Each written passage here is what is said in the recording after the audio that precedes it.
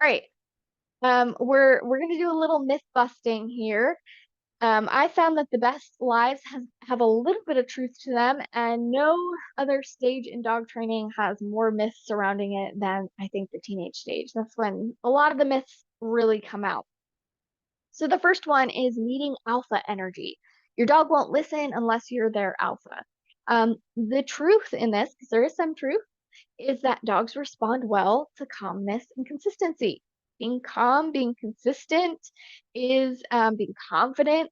That is all helpful when dealing with dogs. The lie here is that dogs do not have a magical social hierarchy. They actually have less social hierarchy than we do. And alpha dogs in any scientific literature about wolves merely uh, are referring to the breeding male and female, the parents. So when you're looking at scientific literature and it says the alpha male or the alpha female, it's usually saying the alpha female. They just mean the mom of the litter.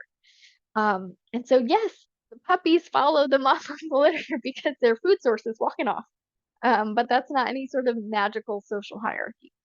And the TV show and YouTube dog trainer idea of this is a myth. And even if it were true, time and time again, studies show that dogs recognize we are not one of them. They seem to know we are a separate species. So even if there was an alpha dog, they would know we weren't it. All right, myth number two, a tired dog is a happy dog. There is truth in this. I currently have a teenage foster who is also a medical needs foster who does not get enough exercise, and it's really difficult. So the truth here is that dogs need exercise. Adolescent dogs need even more. And outings with your dog can be great bonding, mental stimulation, and yes, exercise. The lie here is that you don't want to create an Olympian that you need to keep up with. Think of living with an Olympian athlete. Trying to take a vacation on a relaxing beach with them would not be that relaxing. Exercise is good for dogs, but excessive exercise in growing dogs can create joint and bone issues later. In fact, exercise without emotional regulation can result in a dog who moves constantly and can't settle. This is actually a diagnosis in the dog training world. This is a real thing that happens where dogs who have been over exercised and don't have good emotional regulation need pretty decent behavior modification. Um, okay, and dogs also have mental, emotional, and social needs in addition to their physical ones. All right, and an overtired dog is not a happy dog. Anybody who's had an overtired teen is understands that. All right, finally, positive training doesn't work. There is some truth in this. Humans are notoriously bad at implementing training and maintaining behavior. And the lie here is that all four quadrants of operant conditioning work. There are four quadrants, positive reinforcement is one of them.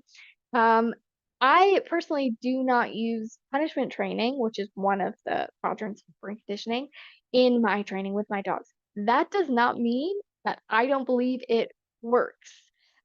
So all four quadrants of operant conditioning work. However, the risks associated with each vary. With positive reinforcement training, there is no risk when done properly, or certainly no studied risk, no known risk. And when done improperly, you risk a fat and spoiled dog, which, by the way, is fixable.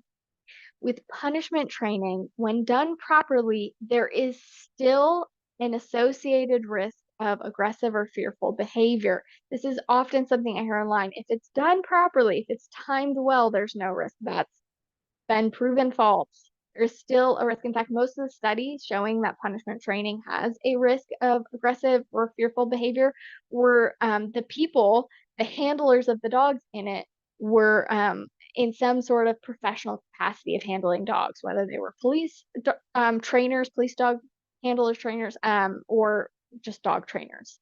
And when done improperly, so in the hands of the public, there is an increased risk of aggressive behavior with unpredictable triggers. We often call this spooky behavior in dogs, and it can be a death sentence for a lot of dogs.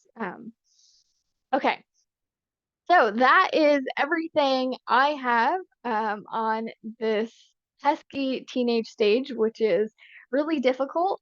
And yeah, best of luck. Let me know if anything wasn't addressed that you have more questions on.